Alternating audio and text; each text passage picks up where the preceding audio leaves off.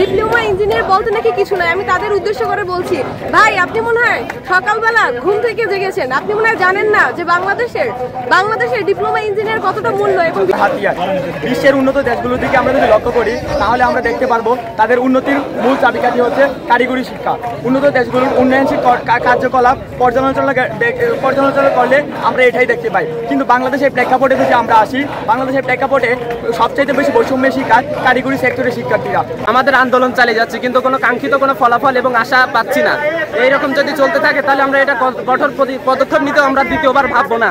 আপনারা জানেন আমাদের ক্রাফট ইন্সট্রাক্টর অপসারণের দাবিতে আমরা আমাদের আন্দোলন চালিয়ে যাচ্ছি। 2021 সালে রাতের অন্ধকারে রাত 3টায় 2135 জনকে যে নিয়োগ দেওয়া হয়েছিল সেই নিয়োগের এই পদত্যাগ এবং ক্রাফট ইন্সট্রাক্টরদের নাম ল্যাব সহকারে দেওয়া উচিত। আমাদের দাবি যদি না মানা হয় আমরা এর থেকেও কঠিন পদক্ষেপ নিতে দ্বিতীয়বার ভাববো না। ধন্যবাদ।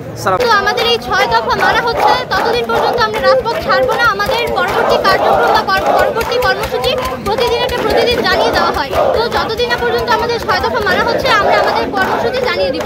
কিছু ক্ষেত্রে দেখা যাচ্ছে যে তারা এইচএসসি ইন্টার পাস করেও আমাদের এখানে আসার পর তারা কিছুদিন চাকরি করার পর পদোন্নতি পেয়ে তারা চাচ্ছে এখন আমরা শিক্ষক হতে। একজন জেনারেল স্টুডেন্ট কিভাবে পারে আমাদের ডিপ্লোমা স্টুডেন্টদেরকে ইঞ্জিনিয়ারিং পড়াতে? তারা কি পারবে একটা বিল্ডিং এর স্ট্রাকচার বানাতে? তারা কি পারবে কম্পিউটার ইঞ্জিনিয়ারদের মতো প্রোগ্রামিং করতে? তারা আমাদের ল্যাবের যে ইনস্ট্রুমেন্টগুলো আছে তাদের নামও তারা ঠিকমতো জানে না। তাহলে কারিগরি শিক্ষা নিলে দেশে বিদেশে কর্ম মিলে, কিন্তু আমরা এখানে সেই আশা ব্যক্ত করে এসে হতাশার শিকার হয়েছি। আমরা তাদেরকে ক্রাফট মামা বলতাম, তারা ল্যাব সহকারী, যাদের কোনো কারিগরি জ্ঞান নাই, তারা জেনারেল শিক্ষায় শিক্ষিত হয়ে এসএসসি বা ইন্টার কমপ্লিট করে এখানে এসেছে অবৈধ নিয়োগে গোলক পোস্টে। তারা এখন আমাদের সমান 10ম গ্রেডে পদোন্নতি পেয়েছে কারিগরি হাইকোর্টের রিট অনুযায়ী, যেটা একেবারে অবৈধ।